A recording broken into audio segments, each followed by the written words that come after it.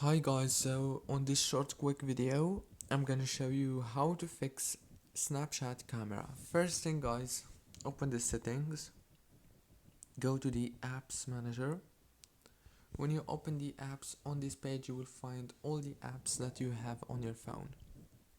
So what you want to do is wait a few seconds, go to Snapchat and then click on storage, click on clear cache, go back, click on force stop. After that, all what you want to do next is go to the Play Store or the App Store. If you have iPhone, search for Snapchat and update it. Very easy and simple, as you can see. Don't forget to like and subscribe, and thank you so much for watching this tutorial until the very end. See you later.